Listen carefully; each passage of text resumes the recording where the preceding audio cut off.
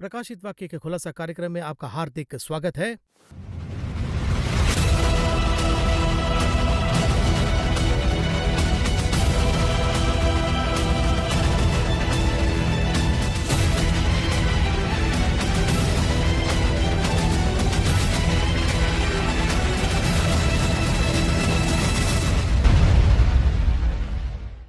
आज के इस कार्यक्रम में रेवलेशन चैप्टर 12 को देखेंगे और बहुत ही इंटरेस्टिंग चैप्टर है। बहुत सी जानकारियां भी हमें सीखना है उसमें।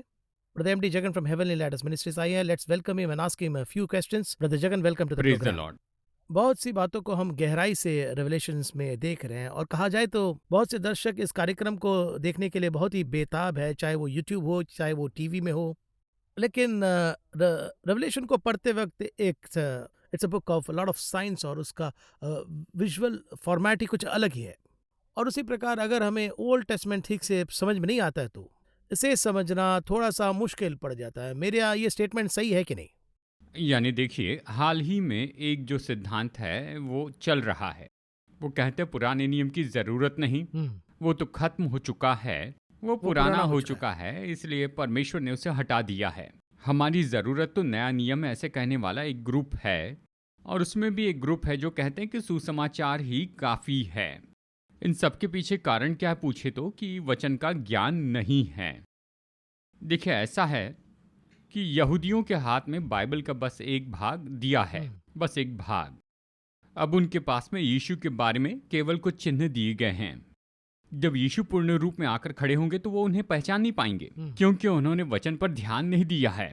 फिजिकली वो है, फिजिकली वो ढूंढ नहीं पाए हैं। उसके बाद पूरा वचन तो हमारे हाथों में दिया गया है, होलसम। तो इस बाइबल के सहारे आप सारी बातों का कैलकुलेशन कर सकते हैं। पुराना नियम चाहिए और नया नियम भी चाहिए। पुराने नियम के बिना नए नियम की बहुत सी बातें समझ नहीं पाएंगे। नए नियम के बिना पुराने नियम के कई ताले आप खोल नहीं पाएंगे। इसलिए इन दोनों को मिलाकर परमेश्वर खुद कहते हैं, इसको भी छोड़ना नहीं, उनको भी थाम लेना है। इन दोनों को मिलाकर ही पूरी बाइबल है, वो भी खासकर प्रकाशित वाक्य के बारे में हमने कहा है। दानियल की किताब कितनी महत्वपूर्ण है, वैसी सभी किताबें प्रकाशित वाक्य के लिए महत्वपूर्ण हैं। उत्पत्ति में जो भी है वो यहाँ पूरा होता है। आदम को जो श्राप दिया गया था, जो राज था, वो यहाँ पर पूरा होता है। तो इस तरह से आमतौर पर पूरी बाइबल पढ़ना तो बहुत ही जरूरी है। यानी इसमें एक भी छोटा सा अक्षर छूटना नहीं चाहिए, महत्वपूर्ण है।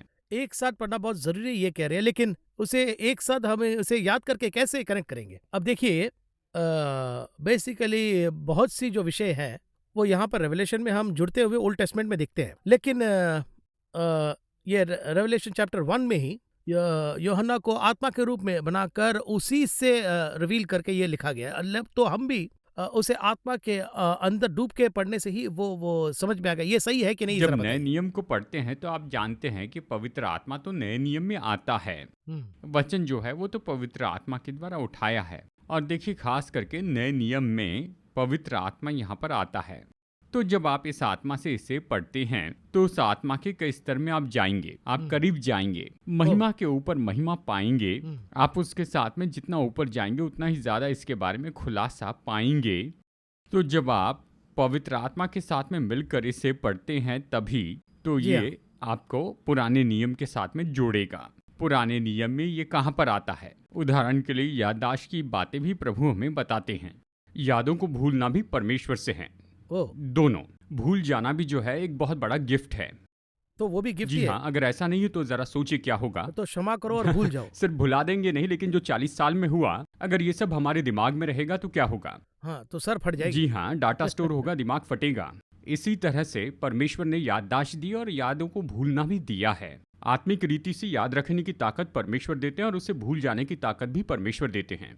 ये दोनों भी जब हम आत्मा से भरे होते हैं तभी इसे हम जोड़ पाते हैं।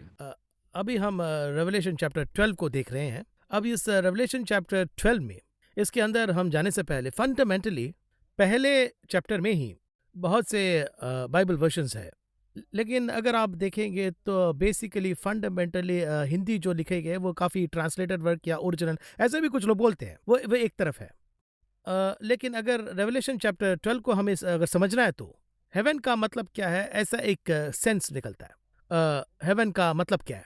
क्योंकि उसे समझने पर भी रेवलेशन चैप्टर 12 को अंडरस्टैंड करके हम पढ़ सकते हैं, ऐसा एक, क्योंकि इंग्लिश में बहुत ही डिफरेंटली हेवन इस एक शब्द के अंदर सब कुछ समेट जाता है, हिंदी में कुछ अलग मीनिंग ही है। तो इसे जरा एक्सप्लेन कीजिए, how should I read chapter 12, जरा देखिए एक्सप्लेन कीजिए। यहाँ यानी देखिए इसमें हमें थोड़ा गहराई में जाकर देखना है। उदाहरण के लिए अब्राहम की और साथ ही ये जो हिंदी भाषा, इनमें बहुत अंतर है। The original is Hebrew. Hebrew भाषा में दो तरह से बताया गया है, यानी पुरुष और स्त्री, ये दोनों हैं बेसिक। अब देखिए हिंदी में वो नाम का भी एक शब्द आया है, लड़का लड़की वो तीसरा व्यक्ति।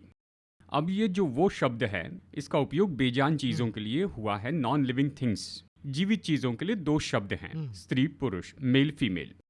पर ये तीसरा शब्द हिब्रू में नहीं है। नॉन लिविंग थिंग्स को भी वो स्त्री और पुरुष इस तरह से बांटते हैं, स्त्रीलिंग और पुल्लिंग में। फंडामेंटली उसे ऐसे देखिए जैसे कि वचन कहता है कि आदि में परमेश्वर ने नर और नारी करके मनुष्य की सृष्टि की। नर और नारी करके उसने सृष्टि की। परमेश्वर ने सारी सृष्टि में स्त्री और पुरुष इस तरह से रचना की है। इसी तरह से देखिए जानवरों में स्त्री और पुरुष होते हैं, मनुष्यों में स्त्री और पुरुष होते हैं, वैसे पेड़ों में भी स्त्री और पुरुष होते हैं। अब इसे एक स्तर ऊपर कैसे लेकर गए, यहाँ तक कि स्टूल में भी स्त्री और पुरुष हैं, ग्लास भी स्त्री ग्लास पुरुष ग्लास, इस तरह से ही वो सब कुछ लेकर आते हैं। तो इस तरह से देखा जाए तो हम में और उनमें क्या फर्क है, और इसी तरह से हम भी जो हैं वो तो स्त्री और पुरुष इस तरह से देखते हैं। और इसी के अलावा देखिए जिनमें 6 ज्ञानेंद्रिय होते हैं उनको छोड़ बाकी सबको बेजान मानते हैं। अब जो बेजान है उसे तीसरे स्टेज पर मानते हैं। अब देखिए उदाहरण के लिए प्रकाशित वाक्य 13:1 में एक पशु को समुद्र में से निकलते हुए देखा, ऐसे ये कहता है वो ये है। हिब्रू में देखे तो ये कहता है निकल आया, मतलब पुल्लिंग में कहता है मेल। अब ये जो पशु है ये नर है, यहाँ पर यही इसका कॉन्सेप्ट है। क्योंकि अब हमारे पास में ये तीसरा तत्व है तो कुछ विषयों को हम बड़ी आसानी से समझ सकते हैं। और देखिए इसी तरह से हिंदी में भी बहुत सी सुविधाएं दी हैं जो कि बहुत सी भाषाओं में नहीं है। अब उदाहरण के लिए यहाँ पर देखिए आकाश के बारे में, उत्पत्ति 1:1 में आदि में परमेश्वर ने आकाश और पृथ्वी की सृष्टि की, इस तरह है, दो में बांटा है।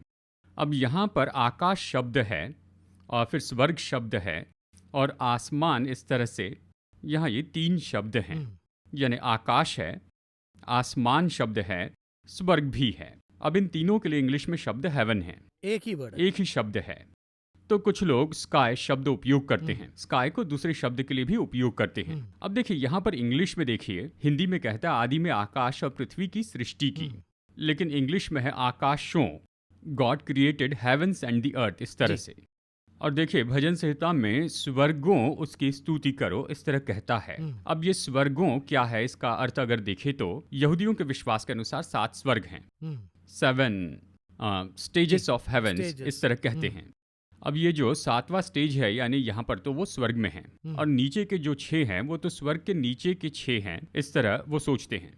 लेकिन देखिए हमारे लिए तो ऐसा नहीं है। यहाँ आकाश शब्द आया है तो कौन सा आकाश के बारे में है? ऊपर जो हम आसमान देखते हैं वो, और उसके ऊपर जो है उसे कहते हैं आकाश की सीमा, यानी एटमॉस्फेयर, हम ऐसे कहते हैं। उसके भी ऊपर जा चुका है हमारे लिए। देखिए हम कहते हैं कि ये परमेश्वर का स्वर्ग है, उसके बीच क्या है हमें पता नहीं। और इसी तरह से आकाश, आसमान, इस तरह कहते हैं। यहाँ पर भी नई पृथ्वी नया आकाश, नया आकाश नई पृथ्वी यही कहते हैं। इसलिए अब यहाँ हिब्रू लोगों के लिए पौलुस यहाँ पर इस तरह कहता है, वो कहता है कि वो तीसरे आकाश तक उठाया गया।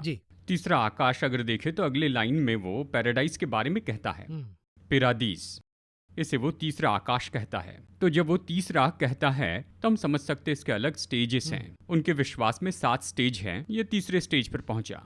चलिए एक और उदाहरण देखते हैं बाइबल से। आंधी पर चढ़कर एलिया स्वर्ग में गया, ऐसे कहते हैं। वो जो स्वर्ग है वो किसे दर्शाता है? अब हमारे लिए स्वर्ग क्या है बताइए? हेवन। जहाँ परमेश्वर है वो स्वर्ग है, हेवन है ना। अब इन लोगों के लिए स्वर्ग एक नहीं है या अनेक वचन में है, हेवंस, बहुत से स्वर्ग। स्वर्ग में और भी कुछ है, अलग स्टेजेस। ये पैराडाइज भी स्वर्ग का एक भाग है, एक स्टेज। एलिया एक जगह पर गया, शायद वो भी पैराडाइज में चला गया, वो एक जगह है। इस तरह से बहुत से स्टेजेस हैं। अब देखिए उदाहरण के लिए मैं कहता हूँ, परमेश्वर जहाँ है वो स्वर्ग है, यानी विश्वासी दर्शकों के लिए शायद ये उपयोगी होगा। परमेश्वर जहाँ है वो स्वर्ग है और वहीं पर स्वर्गदूत उसकी आराधना करते हैं। वही वो कह रहे हैं, मैं जाऊंगा, I will go and create mentions for you, ऐसा कह रहे हैं। मेंशंस जो है वो अलग है, वो अलग हाँ, कॉन्टेक्स्ट है। पिता के पास रहने के बहुत से स्थान हैं, जी हाँ। वो स्थान हैं, और पिता जहाँ पर है वो है हेडक्वार्टर्स, हेवन, इस तरह कहते हैं। अब हेवन के बाद देखिए, ये सब कुछ मैंने बाइबल से ही देखा है, और एक समय शैतान एक जगह पर था, ये हम सब जानते हैं। वो कहाँ पर था? वो नीचे था, निचले स्तर पर था, और इसलिए वो कहता था मैं आकाश में चढ़ूंगा। इस तरह वचन बताता है, मैं आकाश में चढ़ूंगा, यानी वो लेवल पर वो स्तर तो एक नीचे का स्तर है, हाँ। ये दूसरा स्तर है। तीसरा लेवल पैराडाइस, यानी तीसरे स्वर्ग में उठा लिया गया, कहता है। किसने कहा? पौलुस ने कहा। तो इस तरह से ये 3 हैं। अब यहाँ देखिए, दूसरे स्तर पर जो शैतान था, परमेश्वर उसे श्राप देकर नीचे गिरा देते हैं। वो आकाश तक आया, इस तरह कहता है। देखिए यहाँ पर अध्याय 12 वचन 8 में, परंतु प्रबल न हुआ और स्वर्ग में उसके लिए जगह नहीं रही। वचन 7 कहता है, फिर स्वर्ग में लड़ाई हुई, इस तरह कहता है। तब आकाश में शैतान था, ऐसी एक जगह है। उसके बारे में भी आकाश कहा गया है। जी हाँ, इसीलिए मैं ये सवाल कर रहा हूँ। इंग्लिश में तो ये हेवन लिखा है। हेवन यानी स्वर्ग में युद्ध हो रहा है, ऐसे सोचेंगे। हाँ, समझ गया। यहाँ पे तो कॉन्टेक्स्ट संदर्भ बदल गया, स्वर्ग में युद्ध नहीं है, वहां युद्ध नहीं हो सकता। करेक्ट। तो फिर क्या हुआ? ये पूछे तो ये उसके निवास का स्थान है, चौथी जगह, यानी ऊपर से उसे नीचे गिरा दिया। यहाँ ये चौथी जगह है। इसके बजाय देखिए, हमारी आंखों के सामने आकाश है। उदाहरण के लिए पक्षी जहाँ उड़ते हैं वो एक आकाश है, जहाज उससे ऊपर के आकाश में उड़ते हैं। जहाज जहाँ उड़ते हैं वहां पर पक्षी नहीं उड़ सकते हैं। सैटेलाइट का भी एक आकाश है, आप जानते हैं। तारे जहाँ हैं वो एक आकाश है, यानी लेयर्स हैं। इन सबको आकाशों ऐसे कहा गया है। अब देखिए यहाँ पर हमारे लिए सबसे बड़ी सुविधा क्या है, जब हम इसे भाषाओं में देखते हैं और हिब्रू के भाषा के स्कॉलर देखते हैं, ग्रीक स्कॉलर को जोड़ते हैं, हिंदी स्कॉलर्स को जोड़ते हैं, तो जब हम ट्रांसलेट करते हैं तो किस तत्व के साथ दिया गया है यही देखते हैं। अब ये किस ढंग से दिया गया है, आकाश के बारे में कहाँ है या स्वर्ग के बारे में कहाँ है। अब देखिए, इंग्लिश में इसके लिए अलग शब्द न होने के कारण क्या किया है, दोनों के लिए हेवन शब्द कह दिया, पर हमारे लिए ऐसा नहीं है। अब देखिए, हमारे लिए इंग्लिश में लव के लिए एक ही शब्द है, हमारे लिए प्रेम शब्द है, ममता है, वात्सल्य है, इतने शब्द हैं। इन सब के लिए इंग्लिश में लव शब्द है, एक ही शब्द है। तो इसी तरह से यहाँ पर ये जो अलग शब्द होने हैं, हमारे पास एक एक स्टेज के लिए अलग अलग शब्द हैं। इसी तरह से देखिए, सिर्फ हिंदी में ये जो फर्क है इसे देखना आसान होगा, तो इसका फर्क देखना बहुत आसान होगा। तो इस तरह इसके अर्थ को समझना होगा। देखने में इजी है, लेकिन कंफ्यूज होने के भी चांसेस है। इंग्लिश में हो सकते हैं, पर हिंदी में नहीं। मैं जनरल इंग्लिश में कहता हूं। देखिए, हिंदी में इसे बहुत ही अच्छी तरह से स्पष्ट रूप में बताया है। बड़ी कृपा है, परमेश्वर की कृपा है। तो ये हिंदी भाषा ही एक ब्लेसिंग है। हिंदी बड़ी आशीषित भाषा है। हिब्रू के जैसी एक पौराणिक भाषा ही नहीं, ये सच में एक बहुत ही पुरानी भाषा है। देखिए, इस हद तक मसीह जो है, जरा सोच के देखिए, जब से ये दुनिया बनी हुई है उतने प्राचीन समय से हिंदी भाषा रही है। मैं नहीं कह रहा, ऑक्सफोर्ड और कैम्ब्रिज भी कहते हैं। वो खुद खोज करके ये कहते हैं कि हिंदी पौराणिक भाषा है, यानी परमेश्वर ने 5000 साल पहले सृष्टि की। मैं कहूँगा उस जमाने से हिंदी है। जब परमेश्वर ने भाषाएं लाई, तब से हम यहाँ पर इसे स्पष्ट देख सकते हैं। ये भाषाएं उसी समय से हैं। ये प्राचीन काल की भाषा है, इसीलिए इस भाषा में बहुत से शब्द हैं। इसमें देखिए, बहुत से शब्द होते हैं। इस तरह से मैं यही कहूँगा कि हिंदी भाषा हमारे लिए सबसे बड़ा आशीर्वाद है। इस वजह से ये अंतर के साथ में पढ़ना आसान होता है। 12th चैप्टर रेवलेशन, इसे हमें कैसे समझना है, बहुत से लोग बहुत से तरीके से एक्सप्लेन कर रहे हैं। आपका एक्सप्लेनेशन कौन से फैक्ट्स पर है, कौन से बेसिस पर है? देखिए, हमेशा हम तो केवल वचन से ही कहते हैं। फंडामेंटल वचन में ही है, फाउंडेशन है। क्योंकि देखिए, पिछले कई एपिसोड में मैंने कहा है, हमें अनुमान नहीं लगाना चाहिए कि ऐसा हुआ है। अनुमान मत लगाइए। अनुमान लगाते हैं तो गलत होता है। हम कुछ अच्छा करना चाहते हैं पर गलत हो जाता है। बस ये देखिए कि वचन के हिसाब से सही है तो ये सही है, बस यही। अब 12वें अध्याय के पहले मैं यहाँ पर इसके बारे में आपको कुछ परिचय देना चाहता हूँ। अब हेवेंस, आकाश और स्वर्ग में कंफ्यूजन में आते हैं। अब देखिए, यहाँ पर ये कहता है कि फिर स्वर्ग में एक बड़ा चिन्ह दिखाई दिया, आकाश में बड़ा चिन्ह दिखाई दिया, तो क्लियर है। लेकिन अगर इंग्लिश में देखा जाए तो अ साइन इन हेवन कहता है, अपीयर्स इन हेवन कहता है। अगर आप इसे स्वर्ग के रूप में ले तो मैं यही कहूंगा कि इसे इस तरह से न देखें। कभी कभी इसे स्वर्ग मानकर वो पढ़ते हैं। पहले तो सामान्य रूप में प्रकाशित वाक्य पढ़ते हैं कि स्वर्ग में एक चिन्ह दिखाई दिया, स्वर्ग में चिन्ह दिखाई दिया, ये कहते हैं। एक स्त्री दिखाई दी। अब देखिए, ये जो स्त्री है, अध्याय 6 में देखिए, वो स्त्री जंगल में भाग गई, इस तरह कहता है। अब देखिए यहाँ पर क्या कहता है, विल्डरनेस। वो तो जंगल में भाग गई ये कहता है, तो ये जो जंगल है ये स्वर्ग का जंगल है, ये संभावना नहीं है। जी, परलोक में रेगिस्तान स्वर्ग में कहाँ पर जंगल होगा। दूसरी बात देखिए, ये तो एक कंफर्मेशन है। वचन 14 में देखिए, स्त्री जंगल में उस जगह पहुंचाई गई जहां एक समय और समयों और आधे समय तक पाली जाए, यानी वो वहां से जंगल में भाग गई थी, है ना। स्वर्ग में जंगल नहीं है, ये कंफर्म है। तो फिर स्वर्ग में क्या नहीं है, जंगल नहीं है, ये एक और कंफर्मेशन है। देखिए 16वें वचन में, परंतु पृथ्वी ने उस स्त्री की सहायता की और अपना मुंह खोलकर उस नदी को जो अजगर ने अपने मुंह से बहाई थी पी लिया।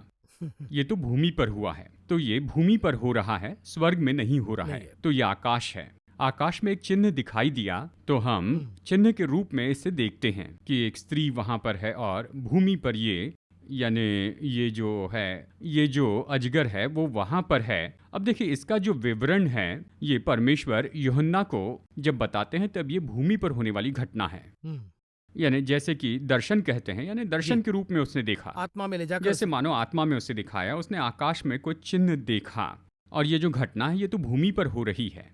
वो इसे क्यों आकाश के साथ जोड़ता है, अगर आप इस तरह से पूछते हैं, स्त्री से एक चीज आकाश में जाती है और आकाश से एक चीज भूमि पर आती है। उदाहरण के लिए स्त्री का जो बेटा है, स्त्री कौन है, बेटा कौन है बताया है। ये आकाश में क्यों आए इसके बारे में सबूत हैं। स्त्री का बेटा जो है वो आकाश में उठाया गया, यानी वचन 5 में देखिए, यहाँ वो बेटा जनी और वो बच्चा एकाएक परमेश्वर के पास, उसके सिंहासन के पास उठाकर पहुंचा दिया गया। यहाँ से ऊपर जा रहा है। इसके बाद अगर आप देखें तो यहाँ वचन 9 में देखिए, तब वो बड़ा अजगर अर्थात वही पुराना सांप जो इब्लिस और शैतान कहलाता है और सारे संसार का भरमाने वाला है, वो पृथ्वी पर गिरा दिया गया, वहां से नीचे आ गया। वो आकाश का चिन्ह क्या है पूछे तो एक आकाश में जाता है और एक वहां से नीचे आता है। इसलिए जो आकाश का चिन्ह है इसमें वो हेवन नहीं है। तो ये जो हो रहा है भूमि पर हो रहा है, और यही इस अध्याय की विशेषता है। तो इसे पढ़कर ये मत सोचिए कि ये तो स्वर्ग में हो रहा है। देखिए स्वर्ग और आकाश ये एक चिन्ह है, इसके अर्थ को आपको समझना होगा। ठीक है, अब हम 12वें अध्याय का ओवरऑल इस विषय पर चर्चा करते हैं। इसके बाद एक एक बात को हम अलग से देखेंगे। आमतौर पर कहता हूं कि बहुत से लोग इसमें कंफ्यूजन में आते हैं, मुझे ईमेल पर सवाल पूछते हैं 12वें अध्याय की ये स्त्री कौन है, इसके बारे में समझाइए, इस तरह से कहते हैं। मैं उनसे कहता हूं इस संदर्भ के लिए राह देखिए, क्योंकि अगर अभी कह दे तो इसकी पहुंच जो है वो बड़ी होगी ना। मैं कहता हूं कि आप निश्चय इस चैनल को देखिए। यहाँ पर अगर हम कहते हैं तो ये पूरे भारत में अलग अलग भाषाओं में आता है, तमिल, तेलुगु, हिंदी भाषाओं में। तो मैं इस अवसर का इंतजार करता हूँ। अब 12वें अध्याय की ये स्त्री कौन है पूछते हैं। सब लोग अपने मन में इसके बारे में पहले से ही एक चित्र या एक तस्वीर बना लेते हैं, प्रीसेट। तो चलिए इसमें से हम देखते हैं। सबसे पहले किससे कहेंगे, अगर ये पूछे तो मदर मेरी के बारे में कहते हैं। ये तो उन्हीं से संबंधित है, इस तरह से कहते हैं। ये उस घटना के बारे में होगा कि उसने बेटे को जन्म दिया, यानी यीशु को जन्म दिया, और बेटा उठाया गया, मतलब यीशु उठाए गए। ये चिन्ह है, पहले बार पढ़ते हो ऐसे लगता है। अब 12 तारों के बारे में कहते हैं कि ये 12 प्रेरित हैं, और फिर वो कहते हैं कि सूरज को धारण किया, और ये तो महिमा है, इसलिए पीले वस्त्र धारण किए हैं, और चांद भी खड़ा हुआ है, यानी चांद भी ऊपर खड़ा है। इस तरह से बहुत से उनके विचार हैं। और जो पुत्र है उसे उठा लिया गया, इस तरह से इसे देखे तो यानी पुत्र जन्मने के बाद की घटना यहाँ पर है, पुत्र को उठाया गया। देखिए यहाँ पर ये क्या कहता है, जब बच्चा पेट में था तो अजगर उसके विरुद्ध में था, इस तरह से कहता है। और देखिए जब यीशु गर्भ में थे उस समय हेरोदेस ने बच्चे को मारना चाहा था, इस तरह से वो कहते हैं, कनेक्ट करते हैं। और इसीलिए जब यीशु का जन्म होने वाला था ये घटनाएं हुई। जब यीशु गर्भ में थे तब हेरोदेस को तो कुछ पता ही नहीं था। उनके पैदा होने के बाद, ध्यान दीजिए, यीशु के जन्म के बाद उसकी आयु के बारे में हमें पता नहीं है। हेरोदेस ने आज्ञा दी, गौर से सुनिए, शास्त्रियों ने जो समय दिया था उस समय के अनुसार 2 साल से कम उम्र के बेटों को मारने की आज्ञा दी। शास्त्रियों ने जो कहा उसके बाद कितने साल बीत गए थे, ऑलमोस्ट 2 साल बीत गए थे। यानी इराक से आना था, पूर्वीय देशों से आना था, अफगानिस्तान, इराक, इस तरफ से वो ज्योतिष आए थे। यानी उन्होंने तारे को देखा और वो वहां पर आए, हेरोदेस से मुलाकात करके बालक के बारे में पूछा, है ना। यानी वो पहले क्रिसमस में नहीं थे, समझ रहे हैं ना। वो हेरोदेस के पास में आए, हेरोदेस के पास आए, और उसके बाद हेरोदेस ने इन सारे हिसाब को उनके देखकर, रिकॉर्ड्स को बुलाकर। सारे रिकॉर्ड्स देखकर इसे कनेक्ट किया। उसने शास्त्रियों को बुलाकर उनसे पूछताछ की और फिर उसने ज्योतिषियों से कहा तुम जाओ और फिर आकर मुझे बताओ। पर वो अलग रास्ते से अपने देश चले गए। उनके जाने के बाद ये राह देख रहे थे कि वो आएंगे और फिर वो यीशु को ढूंढने लगे। इस तरह से लगभग 2 साल बीत गए। उसके बाद वो उस बालक को ढूंढने लगे और उस समय तक मरियम और यूसुफ, ये जो दोनों थे, वो बेटे को लेकर मिस्र में चले गए थे। तो देखिए, यहाँ पर स्त्री गर्भवती थी और अजगर रुका था।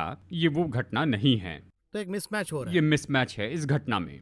फिर उसके बाद में, ये तो पहला पॉइंट है। और फिर दूसरा पॉइंट, बालक के उठाए जाने के बाद में अजगर स्त्री के विरुद्ध में आया।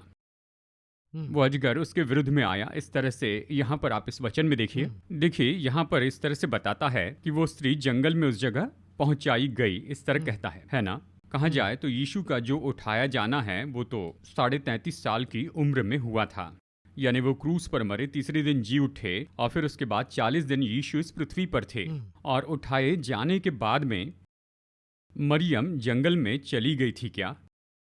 अगर इस तरह से इसे देखें तो प्रेरितों के काम में पहले अध्याय में हम देखते हैं कि 120 लोग प्रार्थना कर रहे थे। अब ये 120 लोग जो प्रार्थना कर रहे थे उनमें से एक कौन थी? यीशु की माँ मरियम भी वहां थी, है ना। तो देखिए वहां पर 40 दिन तक वो कहाँ थे? वहीं पर तो थे, ऊपरी कोठरी में थे। उसके बाद भी वो वहीं पर रहे। वो जंगल में चले गए, इस तरह से इतिहास में सबूत नहीं है। यानी देखिए, इन सारी बातों को पढ़ने के बाद यहाँ अध्याय 12 में जो स्त्री बताई गई है वो मरियम नहीं है। यहाँ पर बहुत ही स्पष्ट रूप में बताया है, फंडामेंटल है। 12वें अध्याय में जो स्त्री है वो तो मरियम नहीं है। तो वो कौन है? जी, ये दूसरा सवाल है। देखिए यहाँ पर एक बहुत बड़ी लिंक है। देखिए, एक तरफ से ये भी कहा जाता है कि ये तो नए नियम की कलीसिया के बारे में है। नए नियम की जो कलीसिया है वो जंगल में भाग जाएगी। जी, क्लेश काल के समय में जंगल में चले जाएंगे। 12 तारे जो हैं वो 12 प्रेरितों को दर्शाते हैं। और फिर कहते हैं सूरज जो है वो उसकी महिमा है। और देखिए, चांद के बारे में कहते हैं कि चांद तो एक तरह से एक चिन्ह है। तो अभी वो आ रहे हैं, तो उस पुत्र का नाम यीशु रखा जाता है। पैदा होने के बाद जंगल में चली जाती है। अगर ये सब देखे तो नए नियम की कलीसिया नहीं है। अगर नए नियम की कलीसिया होती, ये तो यीशु के उठाए जाने के बाद में जंगल में नहीं भागी। लगभग 8वें अध्याय में प्रेरितों के आने तक कलीसिया तो वहां पर यरूशलेम में ही थी। यरूशलेम में उसके बाद यानी 8वें अध्याय के बाद वहां पर क्लेश हुआ। जब क्लेश हुआ तो वो सुसमाचार प्रचार करने के लिए सामरिया में गए और वो बार बार यरूशलेम में आते गए। जंगल में वो 3.5 साल तक रही। इसे देखे तो 1260 दिन तक। ये बहुत ही स्पष्ट है, 1260 दिन इतना स्पष्ट दिया है। तो इसलिए ये नए नियम की कलीसिया नहीं है। ये सब नहीं है तो ये कौन है, इस तरह पूछते हैं। देखिए, ये अपने आप में एक बड़ा विषय है। यानी इस बात को हमें समझ कर ही पढ़ना है। और इसलिए देखिए, बाइबल कॉलेज के क्लास के जैसे है। उसके अलावा वो समझकर उनके आत्मा के अंदर आने से ही वो समझना होगा। लेकिन हम इसे ऐसे ही कह देते हैं। तो फिर ये कौन है, इस तरह से अगर आप पूछे तो देखिए, यहाँ पर इस एक वचन को ही दानियल के साथ में जोड़ना है। ठीक है ना। तो सभी विश्वासी जरा गौर से देखिए, 12वें अध्याय में हम इसे देखते हैं ना जी। अब इस अजगर को देखिए, इसमें महत्वपूर्ण चिन्ह है। तीसरा वचन कहता है, एक और चिन्ह स्वर्ग में दिखाई दिया और देखो, एक बड़ा लाल अजगर था जिसके 7 सिर और 10 सिंग थे और उसके सिरों पर 7 राजमुकुट थे। 7 हेड्स, 10 सिंग, 10 हॉर्न्स एंड 7 क्राउन्स, इस तरह कहता है। 7 डायडम्स लिखा है। जी हाँ, जी। मुकुट कहता है। ये 7 मुकुट प्रकाशित वाक्य में कहीं पर भी नहीं है। आप इसे कहीं भी देखिए, 13वें अध्याय में ही देखिए, कहता है 7 सिर और 10 सिंग और 10 मुकुट कहता है। जी, सिर्फ यहीं पर 7 यहाँ 7 है। ये 7 ही क्यों है? जल्दी से देखे तो दानियल की किताब अध्याय 7 में वचन स्पष्ट कहता है। वचन 8 और 9 यहाँ पर हम पढ़ते हैं, उसमें से 3 सिंग उखाड़ दिए गए। दानियल की किताब अध्याय 7 में वचन 8 में देखते हैं। उन सिंगों को ध्यान से देख रहा था, दानियल 7:8। उन सिंगों को ध्यान से देख रहा था तो क्या देखा कि उनके बीच एक और छोटा सा सिंग निकला और उसके बल से उन पहले सिंगों में से 3 उखड़ गए। यही इसका अर्थ है। 3 उखड़ गए मतलब 10 में से 3 निकल गए। 7 ये 7 का कनेक्शन यहाँ पर है। तो वो समझने पर यही वो समझे तो यहाँ समझेंगे। इसीलिए आप अक्सर कहते हैं कि डैनियल पढ़ने दानियल से से जोड़कर पढ़िए, ये कहने के पीछे कारण क्या है। यहाँ पर इस 7 को देखिए, लोग अगर अजगर को देखे बिना केवल स्त्री को ही देखते रहेंगे तो फिर ये अजगर के बारे में क्यों बताया गया है। यानी उसके 7 सिर थे, 10 सिंग थे, 7 मुकुट थे, ये क्यों दिया है। 7 मुकुट हैं, 10 सिंह है, 3 लोगों का राज्य नहीं, 3 लोगों का शासन छीन लिया गया। कहाँ छीना गया? दानियल 7:8 में छीना गया है। ये कॉन्सेप्ट किसके बारे में? इसराइलियों के बारे में है। इसराइल की कलीसिया जंगल में 7 साल के लिए चली जाएगी, 7 साल तक वहां पर ही रहेगी। अब जरा ध्यान से वचन 6 देखिए, 1260 दिन, इस तरह से ये कहता है ना, जी हाँ। 1260 डेज। बाइबल में देखिए एक महीने के 30 दिन, 1260 दिन यानी 42 महीने, 42 महीने यानी 3.5 साल, 3.5 साल यहाँ पर है ना। अब वचन 14 देखते हैं। वो जो स्त्री है वो जंगल में पहुंच गई कि समय और समयों और आधे समय तक पाली जाए। इंग्लिश में क्या है? But the woman was given 2 wings of a great eagle, that she might fly into the wilderness of her place, where she is nourished for a time and times, and half a time from the presence of the serpent. ऐसा time लिखा यानी है। 1 साल, times यानी 2 साल, half a time Half. यानी आधा साल, 3.5 साल। वचन 6 में 3.5 साल, वचन 14 में 3.5 साल। 3.5 कितने साल हुए? 7 साल। क्लेश काल में भागे हुए इसराइल की कलीसिया का यह हिसाब है। ये क्यों 3.5 स्तर से बांटा गया? यानी पहले 3.5 साल में ये जो कलीसिया है, उठाए गए लोगों के बाद में वो लोग ज्यादा होते हैं जिन्हें छोड़ा गया है। अगर एक कलीसिया तो कितने लोग उठाए जाएंगे? बाइबल में देखिए परमेश्वर ने यहाँ किस तरह कहा है। 10 कुंवारियों में से 5 कुंवारियां उठाई गई, 5 छोड़ दी गई। खेत में 2 थे, 1 उठा लिया गया। आधा। तो कहिए 50%। उदाहरण के लिए कह रहा हूं, मैं ये नहीं कह रहा कि ऐसा ही है, ये एक उदाहरण है। 50% कलीसिया उठाई जाए तो कितने रहेंगे? 50%। 300 करोड़ में से 150 करोड़ उठाए जाए तो कितने बाकी रहेंगे? 150 करोड़ रहेंगे। अब ये 150 करोड़ लोग जंगल में भागेंगे। चर्च, अगर सच्चे चर्च है तो जंगल में जाएंगे। मसीह पर विश्वास करने वालों को 3.5 साल तक क्लेश होगा, वो यहाँ पर बताया है। उसके बाद 3.5 साल यहूदी और ईसाइयों को सताया जाएगा। ये दूसरे 3.5 साल। तो बार बार मैं यही कह रहा हूँ कि छोड़ी गई कलीसिया और जो इस्राएली लोग हैं उस क्लेश काल के समय में दुख सहेंगे। देखिए, ये मदर मेरी भी नहीं है, ये नए नियम की कलीसिया नहीं है और किसी के बारे में नहीं है। तो यहाँ जो 12 तारे हैं ये तो इस्राएल के 12 गोत्र हैं, ट्राइब्स। देखिए, यही जो दर्शन है वो किसने देखा? यहाँ यूसुफ ने देखा। ये सूरज और जो चांद है ये याकूब और लिया को दर्शाता है। इस्राएल के बारे में दिया हुआ दर्शन ही यहाँ पर है। इस तरह परमेश्वर ने 12वें अध्याय में कहा है। अब इस 12th चैप्टर में इतना सारा एक्सप्लेनेशन है, इतना डेप्थ है, इसमें काफी सारे सवाल भी है, लेकिन टाइम शॉर्ट है, इसलिए हम इस कार्यक्रम को यहाँ समाप्त करके अगले एपिसोड में हम फिर से प्रारंभ करेंगे। लेकिन आपके इस एक्सप्लेनेशन से हमें एक चीज सही तरह समझ में आ रहा है कि किस हद तक हमें ओल्ड टेस्टमेंट को हम समझ रहे हैं, ये फंडामेंटली हमें समझ में आ रहा है। उसे समझे बिना अगर हम यहाँ स्ट्रेट आए तो बहुत कन्फ्यूजन होता है। बहुत सी बातों को आपने स्पष्ट किया। इस कार्यक्रम को हम यहाँ समाप्त करके नेक्स्ट एपिसोड में इससे आने वाले सवालों को हम देखेंगे